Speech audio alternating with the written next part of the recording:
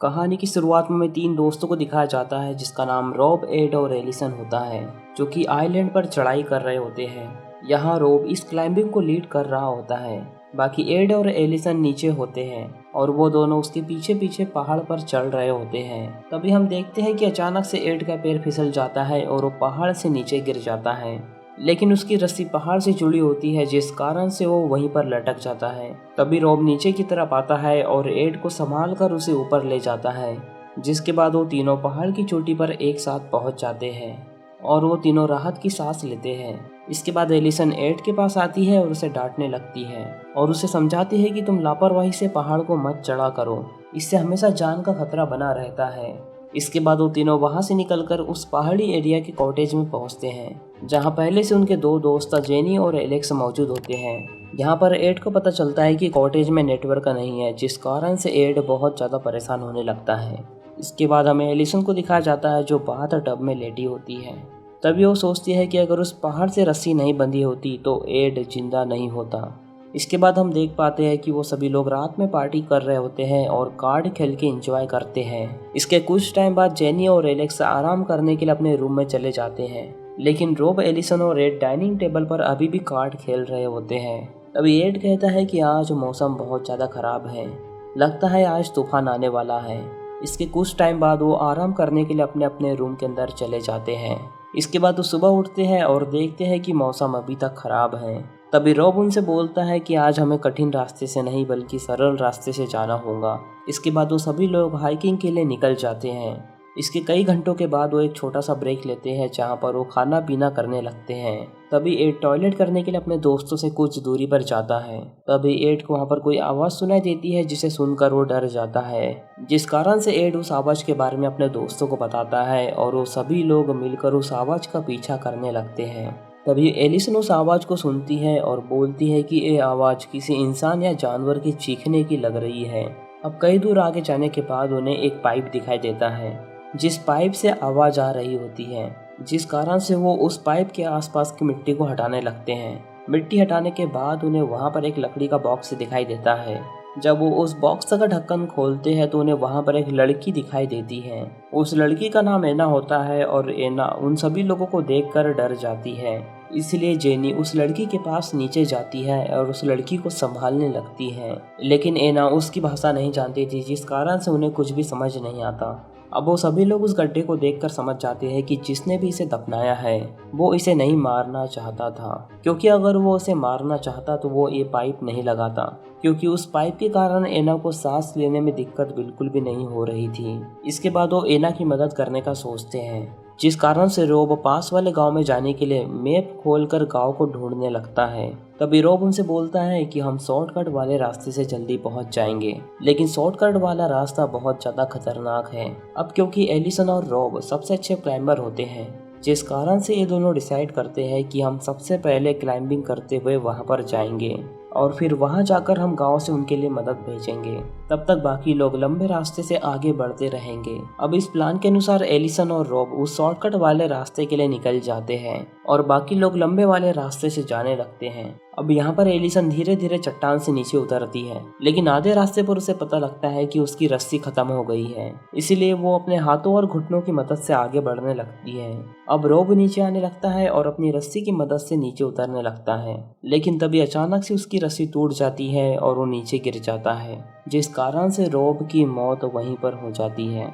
जिस कारण से एलिसन बहुत ज़्यादा शॉक हो जाती है और वो धीरे धीरे अपने आप को संभालने की कोशिश करने लगती है। दूसरी तरफ हम देखते हैं कि बाकी लोग धीरे धीरे अपने लंबे रास्ते से आगे बढ़ रहे होते हैं। तभी एलेक्स उन्हें बोलता है कि अगर हम एना को उठाकर चलेंगे तो हम तेज चल पाएंगे, लेकिन जब एलेक्स एना को उठाने की कोशिश करता है तो एना डर जाती है और नीचे उतर जाती है। तभी जेनी एना को संभालती है और वो सभी लोग मिलकर धीरे धीरे आगे बढ़ने लगते हैं। इधर हम देखते हैं कि एलिसन के ऊपर पत्थर गिरने लगते हैं, जिसमें से एक पत्थर एलिसन को लग जाता है और वो भी नीचे गिर जाती है, लेकिन नीचे नदी होने के कारण वो पानी के अंदर गिरती है और उसकी जान बच जाती है। अब किसी तरह एलिसन अपने आप को संभालती है और नदी के किनारे पर आ जाती है, पर थकान के कारण वो भी वहीं पर बेहोश हो जाती है। तभी उसे एक सपना आता है कि वो भी एना की तरह एक बॉक्स में फंस गई है, जिस कारण से एलिसन बहुत ज़्यादा डर जाती है और कुछ टाइम बाद उसे होश आ जाता है होश में आने के बाद वो रॉब के पास जाती है और उसकी रस्सी को देखने लगती है। जब वो रस्सी को देखती है तो उसे पता चलता है कि रस्सी को किसी ने जानबूझकर काटा था। तभी एलिसन पहाड़ के ऊपर एक आदमी को देखती है, जिससे एलिसन को समझ आ जाता है कि कोई उन्हें मारने की कोशिश कर रहा है। दूसरी तरफ एलेक्स और बाकी लोग आगे बढ़ रहे होते हैं। तब हम देखते हैं कि दो लोग उन पर नजर रख रहे हैं। दरअसल ये लोग शिकारी होते हैं और यहाँ पर शिकार करने के लिए आए होते हैं। तभी उनके पास पीछे से दो लोग और आते हैं और वो उन दोनों शिकारियों को बहुत बुरी तरह मार डालते हैं। असल में ये दोनों लोग किडनैपर्स हैं जिनका नाम किड और मैकरे है। इन दोनों ने ही एना को किडनैप किया था और उस बॉक्स के अंदर डाल दिया था और साथ ही रोप की रस्सी काट कर एलिसन को मारने की कोशिश भी इन दोनों ने की थी। इसके कुछ टाइम बाद एलिसन अपने साथियों से मिलती है, लेकिन एलिसन नदी की दूसरी तरफ होती है, जिस कारण से पानी से ज़्यादा आवाज़ आने के कारण वो दोनों एक दूसरे को नहीं सुन सकते थे। जिस कारण से एलिसन उन्हें इशारों में बताने की कोशिश करती है कि रोब मर चुका है और कोई उन्हें मारने की कोशिश कर रहा है। अब वो लोग उसकी बातों को समझ पाते हैं। उससे पहले ही वो किडनैपर वहाँ पर आ जाते हैं और जेनी को गोली मारकर उससे नदी में गिरा देते हैं। अब जेनी के हाथों में एना भी होती है, जिस कारण से एना भी उसके साथ नदी में गिर जाती है। अब वो किडनैपर अभी भी उन पर गोलियां चला रहे थे, जिस कारण से एलिसन उन लोगों से बचने के लिए नदी में कूद जाती है और एना को ढूंढने लगती है। तब एलिसन को एना मिल जाती है और वो उसे बचाकर बाहर ले आती है, लेकिन वो किडनैपर अभी भी उन पर गोलियां चला रहे थे, जिस कारण से एलिसन एना को वहां से भागने के लिए बोलती है, जिस कारण से एलिसन एना से फिर से दूर हो जाती है। दूसरी तरफ हम एड को देखते हैं जो किडनैपर से बचकर भाग रहा होता है। भागते हुए छुपने के दौरान उसे एना मिल जाती है। इसके बाद वो दोनों पेड़ के पीछे छुपने की कोशिश करते हैं, लेकिन तभी किडनैपर गोली चला देता है। गोली की आवाज़ सुनकर एना चिल्ला देती है, जिस कारण से उन किडनैपर को पता चल जाता है और इन दोनों को वहां से भागना पड़ता है। इसी बीच एलिसन एलेक्स से मिलती है और वो दोनों साथ में छुपने लगते हैं। तभी वहाँ पर एड और एना भी आ जाते हैं और वो सभी लोग साथ में हो जाते हैं। इसके बाद एलेक्स उन्हें बताता है कि वो लोग किडनैपर्स हैं और उन्हें सिर्फ एना चाहिए। तभी एलेक्स के दिमाग में एक प्लान आता है और वो प्लान को बताने लगता है और एलेक्स उन्हें बोलता है कि मैं किडनैपर का ध्यान भटकाऊंगा और तुम दोनों एना को लेकर यहाँ से भाग जाना। इसके बाद एलेक्स एक बंडल को उठाकर वहाँ से भागने लगता है, जिसके बाद उन किडनैपर को लगता है कि एलेक्स के पास एना है और वो उसे लेकर भाग रहा है, जिस कारण से वो दोनों किडनैपर उसका पीछा करने लगते हैं। कुछ इस तरह से एलेक्स का प्लान काम करता है और दोनों किडनैपर एलेक्स के पीछे लग जाते हैं और मौका मिलते ही वो दोनों एना को लेकर वहां से भाग जाते हैं। लेकिन भागते वक्त वो दोनों किडनैपर एलेक्स को गोली मार डालते हैं। दूसरी तरफ उन्हें रास्ते में एक चट्टान दिखाई देती है, जिस कारण से वो तीनों चट्टान से नीचे उतरने लगते हैं। तभी हम देखते हैं कि एना को उस चट्टान से नीचे उतरने में बहुत ज़्यादा डर लग रहा होता है। तभी एलिसन एना को समझाती है और वो किसी तरह नीचे उतरते हैं। नीचे पहुंचने के बाद एड उसे बताता है कि मेरा पैर बहुत ज़्यादा घायल है और मुझे लगता है कि एना को हमें उसी बॉक्स में वापस डाल देना चाहिए, क्योंकि उन दोनों किडनैपर ने एना को फिरौती की रकम के लिए किडनैप किया होगा और एड को लगता है कि उन किडनैपर को फिरौती की रकम मिल गई है, जिस कारण से वो किडनैपर एना को वापस उसके पिता को लौटाने का सोच रहे होंगे। इसीलिए हमें एना को उस बॉक्स में वापस छोड़ देना चाहिए। पर एलिसन एड की बात बिल्कुल भी नहीं सुनती और एना की मदद करने के बारे में सोचने लगती है। तभी हमें पता चलता है कि उन दोनों किडनैपर्स ने एना के अमीर पिता से फिरौती की रकम मांगने के लिए ही एना को किडनैप किया था, लेकिन एना के वहां से भाग जाने के कारण उनके प्लान पर पानी फिर चुका था। लेकिन वो अभी भी हार नहीं मानते और एना को ढूंढने लगते हैं, क्योंकि इसके पहले भी उन्होंने एक और किडनैपिंग की हुई है।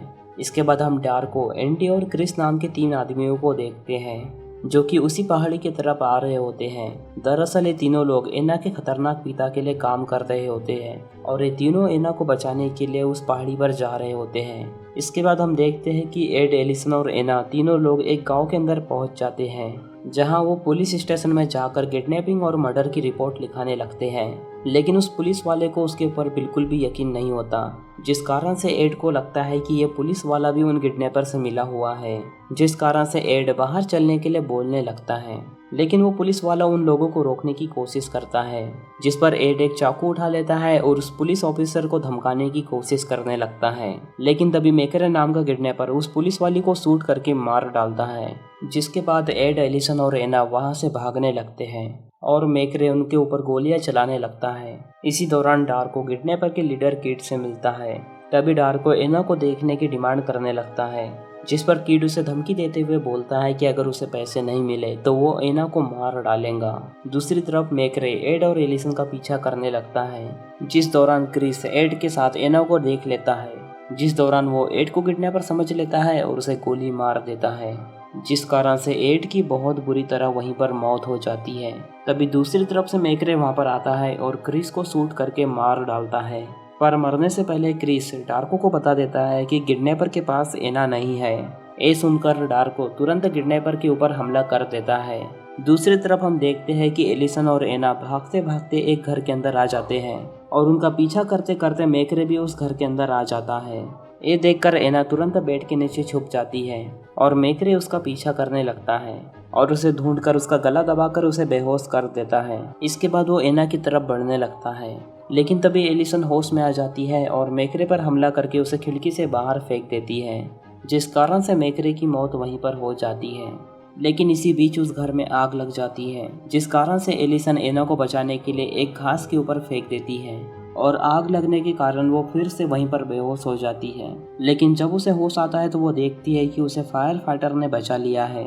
इसके बाद हम देखते हैं कि एलिसन को एक स्ट्रेचर के ऊपर एम्बुलेंस के अंदर ले जा रहे होते हैं।